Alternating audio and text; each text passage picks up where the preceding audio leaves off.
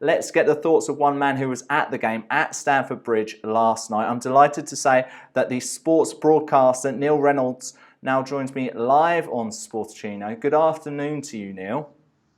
Hi Richard, how are you? I'm very good, thank you. So was that the key point of the game when Herrera got sent off for you, Neil?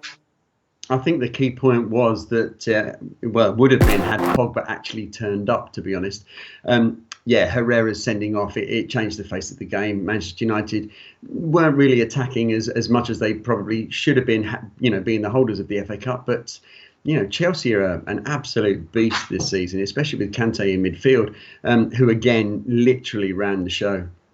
Yeah, some comments today, Neil, from Jose Mourinho from after the game saying that Judas is still number one, and he did that three-finger sign to the fans because he's won 3 titles more than any other Chelsea manager. How bad was the atmosphere towards Mourinho in the ground?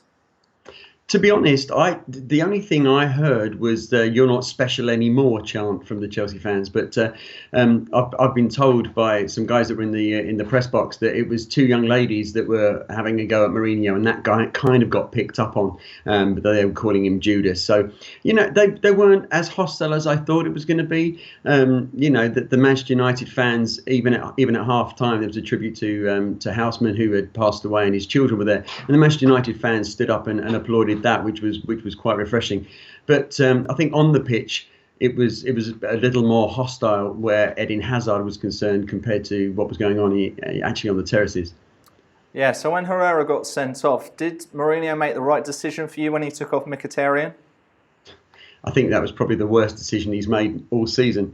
Mkhitaryan for me was the only player that Manchester United had in that first 15, 20 minutes, and without Ibrahimovic up front as well, and then Martial, and I was surprised Rashford didn't look well. He didn't look fit, and Mkhitaryan was actually supporting Rashford. So when he took him off, it was just a complete shock, and that was when Man United kind of retreated into their defensive shell and stayed there for the rest of the game. Yeah, we did react to that yesterday on Sportuccino, talking about the fact that they didn't have 4 fit strikers and that it looked like Rashford would miss the game. And of course, he had a big chance one-on-one with Courtois, didn't he?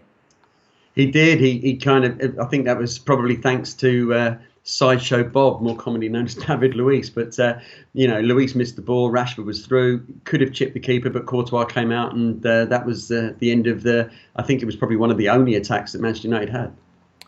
What do you make of United now? Obviously, they lost that game, and that Ander Herrera decision was the big turning point. But had that not happened, do they look like a much improved side? Do they look like a side which could potentially break into the top 4 finally? It seems like they've been sick forever.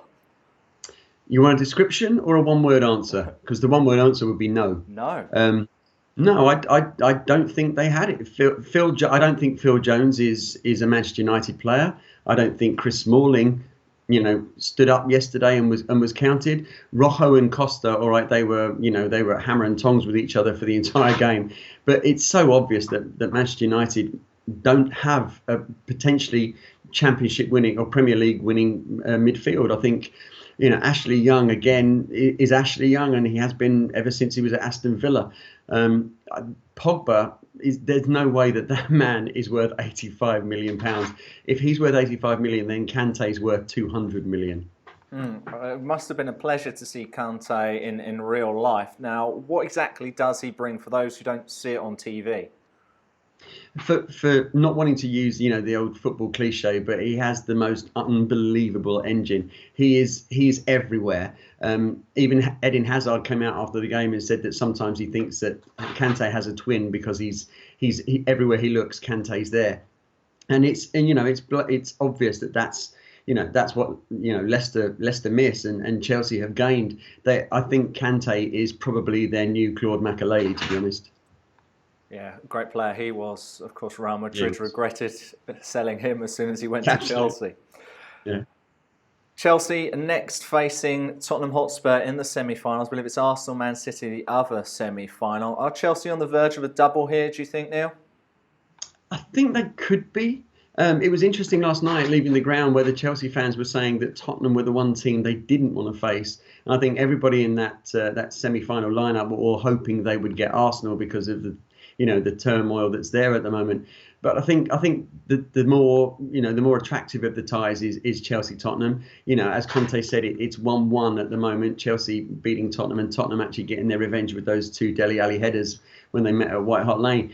But Chelsea are the home team, but Tottenham Hotspur, their record at Wembley just recently is absolutely abysmal. So Pochettino's got to, A, hope that Harry Kane is fit, and B, hope that Wembley burns down and they have to play somewhere else.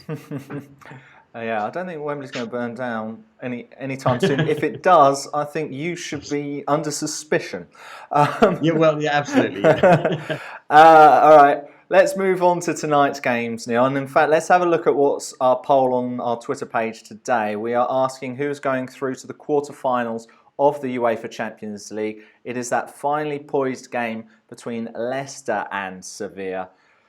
It's going to be a great game. Love to get people's thoughts on that on the Twitter page and on Facebook and on Periscope. Let us know who you think is going through, Leicester or Sevilla. Let's put it out there to you straight away, Neil. Who do you think is going through? I think Leicester are going through. And I know that's going to be a contentious statement because Sevilla are a fantastic side, but Sevilla haven't been brilliant away from home in this Champions League campaign. I think I might be wrong, but I think they've only scored one away goal so far. All right, yeah, if they score that away goal tonight, then obviously, it's a tougher task for Leicester City. But Leicester City have suddenly remembered how to play football. They've got, they've taken Slimani out of the lineup, and they're actually using the width and playing the ball into Vardy. And Mahrez is playing like, the PFA Player of the Year that he was last year. Yeah, he's got three. He's been involved in three of Leicester's, I think, last 4 goals in the Champions League. Mahrez, an incredibly crucial player. What do you make of Slimani as a player? Personally, I actually think he's a very good player. I think he's a very good striker, but it just hasn't really meshed in the team, has he? No, I don't think he has. I think the thing with Slimani is he has to play as a target man. Being the height he is, he's the sort of player that you would expect to arrive at somewhere like West Ham United or Stoke City, for example. Leicester last season, they got the ball on the floor, they passed it around with people like Drinkwater and Albrighton, with Fuchs pushing forward. And Slimani just hasn't had the service, and I think that's been the problem. This will also be Craig Shakespeare's first game after becoming the full-time manager, well, until the end of the season anyway, at Leicester City. Do you think that was the right call for the team to make? Look, Shakespeare, knows the players. He knew what Ranieri was trying to do, having worked with Ranieri so closely. I don't think Shakespeare's done anything different. I think he's just taken them back to where they were and the style of football they were playing last season. So, do you know what? It might be a shrewd move to the end of the season, and then who knows who they might have, depending on whether they stay up or not, of course. He was asked yesterday, could they do one better than what they achieved last season? He said, why not? Is he dreaming? Yeah, I think he probably is. I think if you look at the way, Barcelona took PSG apart last week, you can't really see Leicester City troubling teams like that at the moment. Well, let's move away now from football. It will be very interesting to see what happens in the Champions League tonight. And of course, we'll react to all of that on Sportuccino tomorrow. But let's talk a little bit about rugby league. Now, you're involved with the London Broncos. Tell us about your involvement with them, Neil. Yeah, I was drafted in as the announcer for London Broncos a year ago now, and now working with the media team here with Amanda Purcell, the commercial manager, and Maddie McDermott, who's the communications and marketing manager here. So we're in the Kingstone Press Championship. We're currently 4th, only on points, and looking to push on towards the Super League. And I hear there's a huge game going on Friday. Yeah, we have the Ladbrokes Challenge Cup 4th round game. Toronto now has a rugby league team playing in National League 1 in England. So Toronto Wolfpack will be here at our home ground, the Trailfinder Sports Club in West Ealing, on Friday night to take on the London Broncos for the first time. Oh, fantastic. Now, if anyone wants to get tickets for that game, are they still available, and where would they get them from now? Absolutely. Just go to our website, which is www.londonbroncosrl.com.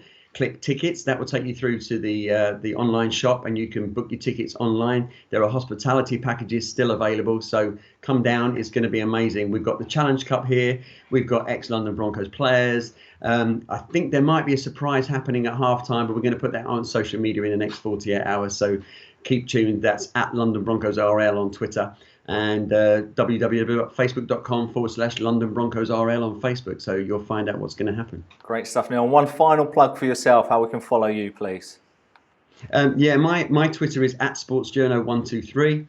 You can find me on there. Please do get in touch. And more importantly, if anybody wants to come and support the only professional rugby league team in the south of England, I think the nearest one to us is Oldham, come down to Trailfinders or follow us on social media. The more people we see at Trailfinders, the better for us, and we'd love to see you here. It'd be great. Neil Reynolds, sports broadcaster and announcer at the London Broncos. Looking forward to that game. Thank you so much for being on Sportuccino today.